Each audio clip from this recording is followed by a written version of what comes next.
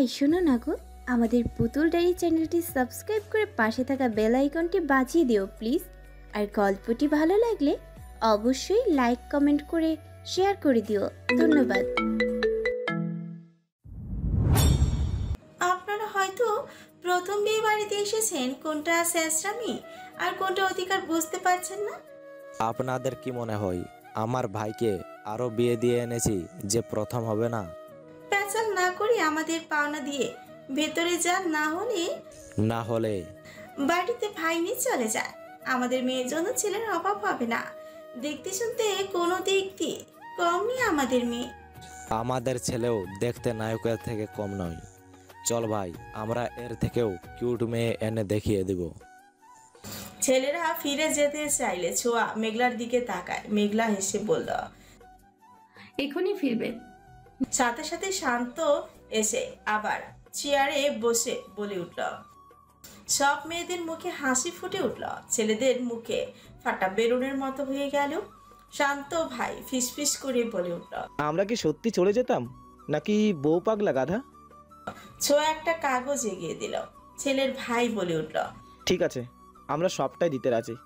সবার চোখ আরো বড় বড় হয়ে গেল। ছোঁয়া মজা করে 50,000 লিখেছিল। সত্যি? হ্যাঁ সত্যি। এই সাব্বির, তোর মাথা ঠিক আছে? চুপ থাক, আমারটা আমাকে বুঝতে দে। আপনাদের থেকে কালো পরি বেয়ান একটা শরবতের গ্লাস এগিয়ে দেন। কালো পরি? কালো লেহেঙ্গা পরা বেয়ান। সবাই মহুয়ার দিকে তাকালো। মহুয়া কালো লেহেঙ্গার সাথে কালো চুড়ি, হালকা সাজ, সাথে চুলগুলো ছেড়ে দিয়েছে। দেখতে পরীর থেকে কম লাগছে না, নয়তো আরো বেশি সুন্দর লাগছে। মহুয়া মুচকি হেসে লাস্টে শরবতের গ্লাসটা হাতে নিল, সাব্বিরের দিকে এগিয়ে দিল, বলল, আগে টাকা। সাব্বির একটা কাগজে মোড়ানো টাকার ব্যাগ এগিয়ে দিল। ছোঁয়া টাকা পেয়ে খুশিতে গেট ছেড়ে ভেতরে চলে গেল। ওর পেছন পেছন সবাই দৌড় দিল। মহুয়ার হাত এখনো গ্লাসটা। সাব্বির মহুয়ার হাত থেকে হেসে গ্লাস হাতে নিয়ে মুখে দিয়েই থমকে গেল, না পারছে ফেলতে আর না পারছে গিরে নিতে। মহুয়া অন্যদিকে ফিরে হাসতে হাসতে ভেতরে চলে গেল। সাব্বিরের মুখে শয়তানি হাসে। ছোঁয়ার মাথায় হাত। 50,000-এর জায়গায় শুধু 5,000 টাকা আর সব কাগজ। এভাবে বোকা বানালো, এটা মেনে নেওয়া যায় না। সব মেয়েরা মিলে ছেলে পক্ষকে বকতে শুরু করলো। আহনাফ এতক্ষণ সব সুন্দরভাবেই লক্ষ্য করলো। মহুয়া বাইরে আসতে আহনাফ হাত ধরে স্টেজের সাইডে চেয়ারে বসিয়ে দিল। মহুয়ার পাশে নিজেও বসে রইল। আমরা এখানে বসে আছি কেন? কেন ভালো লাগছে না? মহুয়া চুপচাপ নিজের দিকে তাকিয়ে বলল। আহনাফ মহুয়ার হাতটা নিজের হাতে নিয়ে শুকিয়ে যাওয়া বেলি ফুলের মালা পেঁচিয়ে দিল। আহনাফ অনেক আগের মনে হচ্ছে। কিছু না বলে মুচকি হাসল। মুগ্ধ হলো মহুয়া। কি সুন্দর লোকটার হাসি, কিন্তু সহজে এই লোকের মুখে হাসি দেখা যায় না। সবসময় মুখে একটা গম্ভীর ভাব এনে রাখে, যেন তার হাসতে মানা। হাসলেই দাঁতগুলো খুলছে পড়ে যাবে। এইভাবে তাকিয়ে থাকবে না, উল্টো পাল্টে কিছু করে দিতে দ্বিতীয়বার ভাববো না। মহুয়ার লজ্জায় অন্যদিকে ফিরে যায়। আহনাফ মহুয়ার হাত টেনে নিজের দিকে তাক করিয়ে বলে ওঠে, তাকিয়ে থাকো। মহুয়া এবার সত্যি বুঝে যায় এই লোকের মাথায় সমস্যা আছে। নিজে নাকি ডাক্তার, অথচ নিজের মাথায় সমস্যা নিয়ে ঘুরছে। এখন বলল তাকাবে না, আবার এখন বলছে তাকিয়ে থাকো। নিষেধ করায় রাগ করে অন্যদিকে ফিরে গেলে এখন এটার শাস্তি হলো 1 ঘন্টা আমার দিকে তাকিয়ে থাকবে। মহুয়া পিটপিট করে বলল, আমি রাগ করিনি। আহনাফ বুঝলো মহুয়া লজ্জা পাচ্ছে, তাও বলে উঠল, তোমার গাল এমন লাল হয়ে যাচ্ছে কেন? আমার দিকে তাকাও, আমি কিন্তু সব রোগের ডাক্তার। সব রাগের? শুধুমাত্র তোমার জন্য। তোকে দেখতে পেতনির মতো লাগছে। ছোঁয়া পেছন ফিরে এমন কথা শুনে রেগে গেল। এভাবে মুখে ভূতের মতো আটা ময়দা মেখে ঘুরে বেড়াচ্ছিস কেন? দিন দুপুরে জিন পেতনি ভেবে নিয়ে যাবে। নির্জনের বাচ্চা, শুধু কি আমি সেজেছি? সবাই আজ আটা ময়দা মেখেছে। এতক্ষণ তো দেখলাম আটা ময়দা মেখে ঘুরে বেড়ানো খরগোশদের মতো মুখ মেয়েদের পেছনে ঘুরে। তুই আমাকে ফলো করছিস? তুই এমনিতেই সুন্দর। আটা ময়দা মেখে ডাইনি সেজে বাচ্চাদের সাথে সাথে আমাদের মতো বদ্ধ ছেলেদের ভয় দেখানো কি দরকার? যা মুখ দিয়ে আয়। রাগে ছোঁয়ার ইচ্ছে করছে নির্জনের মাথা বাড়ি মারতে।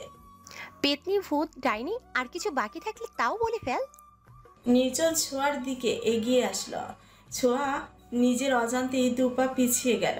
নির্জন তাও এগিয়ে এসে ছোঁয়ার দিকে ঝুঁকে ছোঁয়ার এলোমেলো হয়ে থাকা চোখ ফু দিয়ে উড়িয়ে দিল। ছোঁয়ার শরীর কেঁপে উঠল, কেমন বরফের মতো জমে গেছে।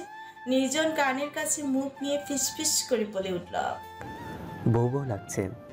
ছোঁয়া অবিশ্বাস্য চোখে নির্জনের দিকে তাকালো। এক ঝাঁক লজ্জা এসে ভিড় করেছে ছোঁয়ার চোখে মুখে।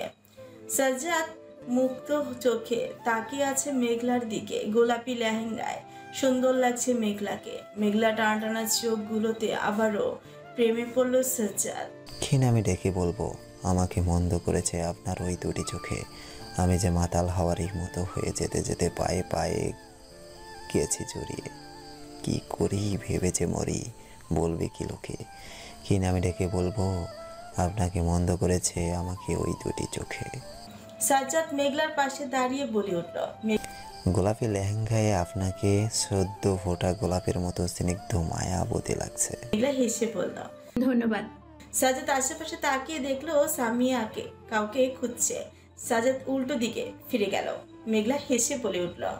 মেয়েটা দেখতে যেমন সুন্দরী, মিষ্টি চেহারার অধিকারী, তেমনই মিশুক। আপনাকে খুঁজছে, ডাক দিব? একদম না, গোলাপের রানী। গোলাপের রানী?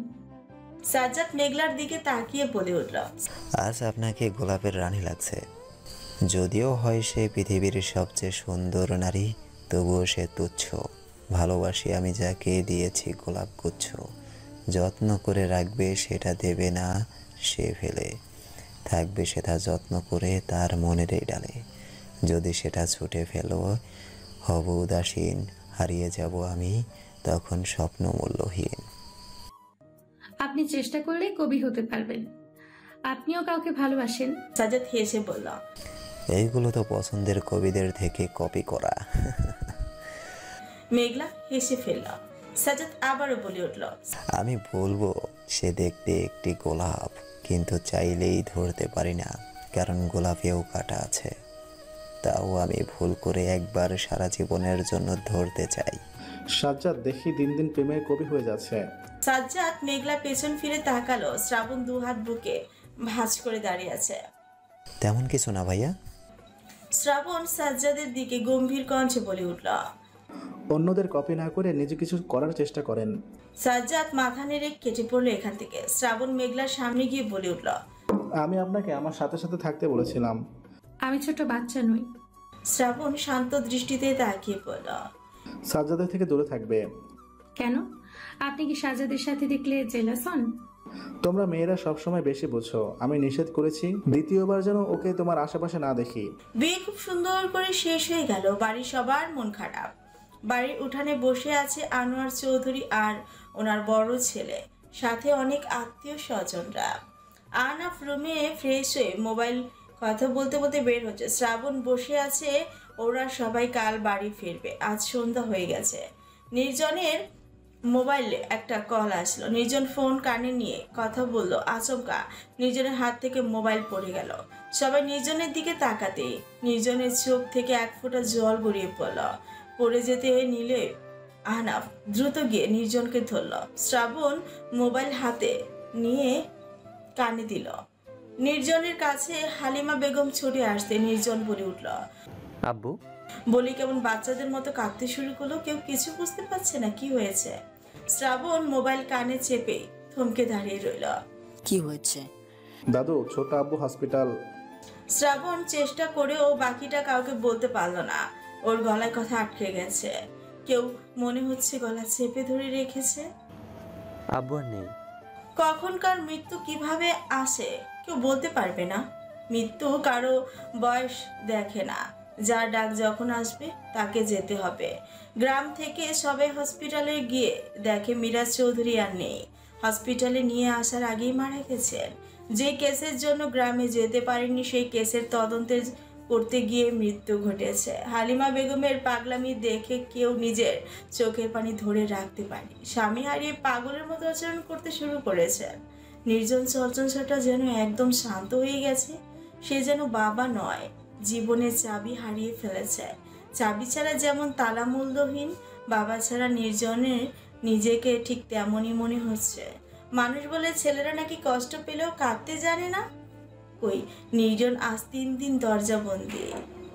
বাবা হারিয়ে একদম ভেঙে পড়েছে। ডাক্তার বলল এটা অ্যাক্সিডেন্ট, কিন্তু সবাই এটা মেনে নিল। মেঘলা কিছুতেই মেনে নিতে পারলো না। এটা অ্যাক্সিডেন্ট, ডাক্তার কিছু লুকাচ্ছে, এটা মার্ডার। প্ল্যান করে মিরাজ চৌধুরীকে খুন করা হয়েছে। বাড়িটা কেমন নিশ্চুপ হয়ে গেছে। আনোয়ার চৌধুরী ছেলের এমন মৃত্যুতে নরম হয়ে গেছেন।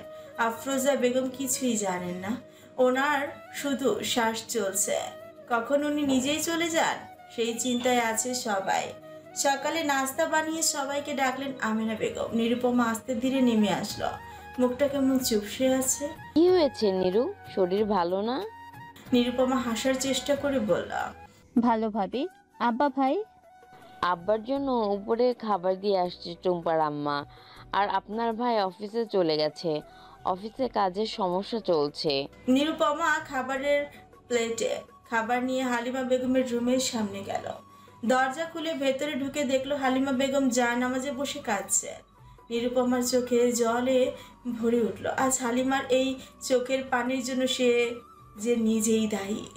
আজ ভাই হারিয়েছে, কাল না জানি আরো কতজন হারাতে হয়। নিরুপমা খাবার প্লেটে রেখে জলদি বেরিয়ে গেল রুম থেকে। জীবনের কালো অধ্যায়ে যে আবার শুরু হলো। কি লুকাতে চাচ্ছে নিরুপমা?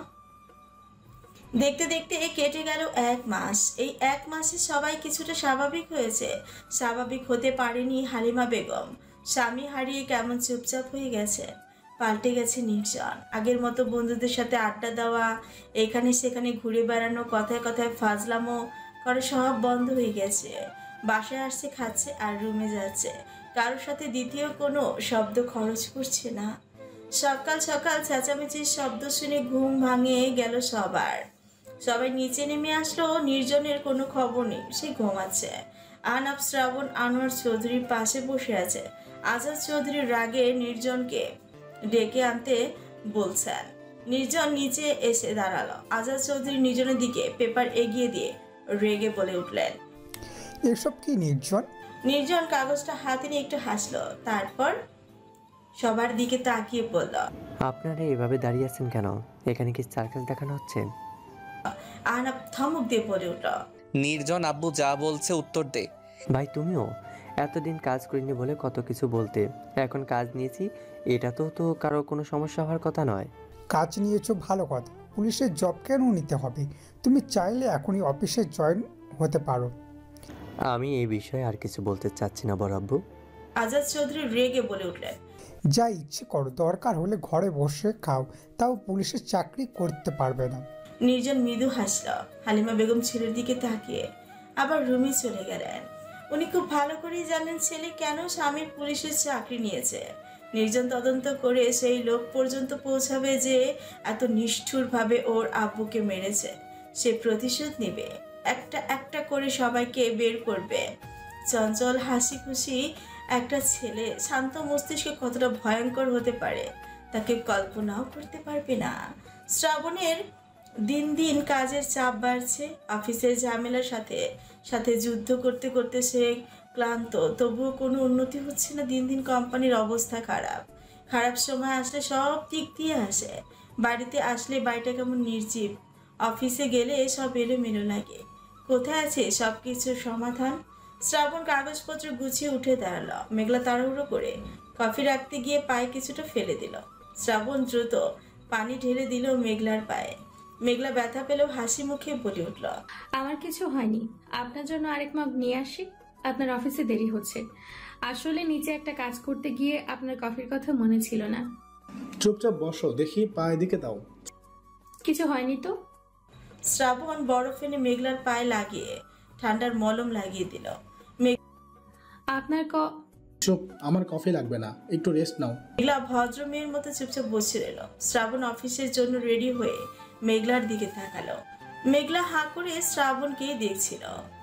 1 মাসে লোকটা কতটা চেঞ্জ হয়ে গেছে। রাত দিন কাজ করে নিজের অবস্থা কি করেছে, একটু নিজের যত্নও নেয় না। শ্রাবণ ফাইল হাতে নিয়ে বের হতে গিয়েও ফিরে তাকালো। বউ থেকেও পানসে মুখে অফিসে যেতে হয়। মেঘলা ভ্রুকুচকে তাকালো। তাহলে কি কাল থেকে আপনার জন্য অফিসে যাওয়ার আগে মিষ্টি এনে রাখবো? শ্রাবণ হেসে বলল, বউ চাইলে শুধু অফিসে যাওয়ার আগে কেন 24 ঘন্টা মিষ্টি দিতে পারে। কিন্তু আপনি তো মিষ্টি পছন্দ করেন না। শ্রাবণ ফুস করে একটা শ্বাস ফেলে রুম থেকে বেরিয়ে গেল। বউকে কি মিষ্টির কথা বলল, আর বোকা বউটা কি বুঝল।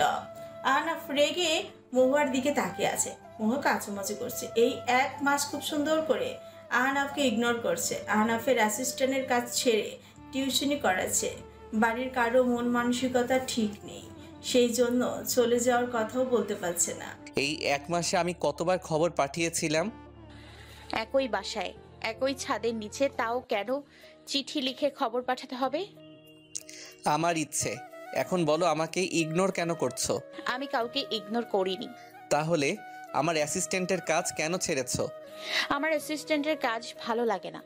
তাহলে আমার বাচ্চা সামলানোর জবটা নিতে পারো। আপনার বাচ্চা? রাজি হলে। আপনার বউ বাচ্চা আছে? বউ তো আছে, তবে বাচ্চা এখনো ডাউনলোড হয়নি। বউ বাচ্চার জব নিতে চাইলে। মহুয়া রেগে বলে উঠল, অসভ্য লোক। অসভ্য আর সভ্য যাই বলো, দুইটার থেকে একটা জব তো নিতেই হবে। হয় অ্যাসিস্ট্যান্ট হয়ে যাও, না হয় আমার বাচ্চার জবটা নিয়ে নাও। আমার আম্মুও নাতি নাতনির মুখ দেখুক। মহুয়া লজ্জায় মুখ ঘুরিয়ে নিল। ছাদের দরজাটা লাগানো, চাইলেও পালাতে পারবে না। তুমি লজ্জা পাচ্ছ, অথচ আমি লজ্জা পাওয়ার মতো এখনো কিছুই বলিনি। আমি মোটেও লজ্জা পাচ্ছি না। আমার আপনার দিকে তাকাতে ইচ্ছে হচ্ছে না। চুপ। কেন? আমি দেখতে কি একটু বেশি আকর্ষণীয় যে তাকালেই কাছে আসো কাছে আসো এমন ফিলিংস হবে? মহুয়া কানে 2 হাত দিয়ে বলে উঠল, করেন। আপনি দেখতে খুবই বাজে। আমি ভেবে পরে জানাবো। মনে যেন থাকে। বলেই পকেট থেকে একটা বেলি ফুলের মালা বের করে মহুয়ার দিকে এগিয়ে আসলো। এত বড় চুল সামলাতে সমস্যা হয় না? আমার অভ্যাস হয়ে গেছে। আহনা বেলি ফুলের মালা এগিয়ে দিয়ে বলল, তোমার জন্য। ছোঁয়া একটু পরপর নির্জনের রুমে উকি দিয়েছে। মহুয়াকে নিয়ে আসতে চেয়েছিল, কিন্তু আহনাফের জন্য পারল না। নির্জনের সামনে যেতে সে ভয় পাচ্ছে। কি আজব, এক সময় সারাদিন ঝগড়া মারামারি লেগে থাকতো, আর আজ একটু কথা বলবে কেমন ভয় লাগছে। হঠাৎ চুপচাপ হয়ে যাওয়া মানুষগুলোর সাথে কথা বলতে ভয় কাজ করে। আজকাল ছোঁয়ার দিন কাটে ভার্সিটি আর ছোট মামির ঘরে। ছোট মামির কষ্টগুলো কেমন নিজের মনে হয়। ছোঁয়া নির্জনের রুমে প্রবেশ করার আগে আজাদ চৌধুরীকে রেগে ফোনে কারোর সাথে কথা বলতে দেখে থেমে যায়। তুমি থেমে যাও, এর পরিণাম ভালো হবে না। আমি খুব জলদি তোমার মুখোমুখি হব। তুমি আমাকে আগে রূপে ফিরতে যেতে বাধ্য করছো। তোমার বউ বাচ্চার প্রতি তো মায়া করো। তোমার এমন দিন আসবে, রাস্তার কুকুরও ফিরে তাকাবে না আফজাল। আজাদ চৌধুরী রেগে মোবাইল ছুঁড়ে দেয়ালে ছুঁড়ে ফেললে। ছোঁয়া ভয় চুপসে ঠাস করে নির্জনের রুমে গিয়ে লুকিয়ে গেল। আজাদ চৌধুরী আশেপাশে তাকিয়ে মোবাইল তুলে নিয়ে রুমের দিকে চলে গেলেন। ছোঁয়া বুকে থুতু দিয়ে লম্বা শ্বাস নিল। বড় মামা ভীষণ রাগে, নিশ্চয়ই অফিসের কারোর সাথে ঝামেলা হয়েছে। প্রচুর রেগে আছে। নির্জন ওয়াশরুম থেকে বের হয়ে ছোঁয়াকে এভাবে দাঁড়িয়ে থাকতে দেখে অবাক হলো। এই 1 মাস আজ ছোঁয়া প্রথম নির্জনের রুমে আসলো। ছোঁয়া প্রথমে ভয় পেয়ে গেল নির্জনকে দেখে, হেসে বলল, নির্জন তুমি? আমার রুমে তো আমিই থাকবো, কিছু প্রয়োজন? কি জলদি বলে বের হ। ছোঁয়া চুপ করে আছে। এভাবে মূর্তিমতো দাঁড়িয়ে না থেকে যা বলবি বল। তুমি কি বিরক্ত হয়েছো আমাকে দেখে? নির্জন ছোঁয়ার দিকে না তাকিয়ে শার্টের বোতাম লাগিয়ে নিল। এত অভিনয় না করে কি লাগবে বলে বের হ, আমি বাইরে যাব। তোমাকে লাগবে। নির্জন হাতে ঘড়ি নিয়ে থমকে যায় কিছু সময়ের জন্য। এই একটা কথায় এমন কি ছিল? একটা গলি থেকে বের হয়ে দৌড়াতে গিয়ে হোঁচট খেয়ে রাস্তায় পড়লো মেঘলা।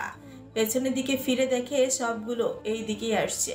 মেঘলা পায়ের দিকে তাকিয়ে দেখলো পা দিয়ে রক্ত পড়ছে। হাতের ছুরির আঘাত খেয়ে অনেকটা কেটে গেছে। মেঘলা আশেপাশে তাকালো, কেউ নেই। এখনই তো পেছনে ছেলেগুলো ছিল, কোথায় গেল? আর কত বসে থাকবেন, ওঠেন। এই কি অবস্থা হয়েছে আপনার পায়ের? মেঘলার ভয় বুক কেঁপে উঠল। পরিচিত কারো কণ্ঠ শুনে চুপসে গেল। মেঘলা তাকিয়ে দেখলো সাজেদ আর নির্জন দাঁড়িয়ে আছে। মেঘলা আস্তে করে উঠে দাঁড়ালো। হাঁটতে তো কষ্ট হবে, বাইকে বলবো আসতে। ভাইকে কেন বলতে হবে? আমি করে নিব মেঘলা। না ধন্যবাদ। গাড়িতে উঠে বসুন, হসপিটালে যেতে হবে। মেঘলা নির্জনের হাত শক্ত করে ধরে বলল, আচ্ছা তবে এখন কোনো কথা নয় ভাবি, আগে বাসা যেয়ে নেই।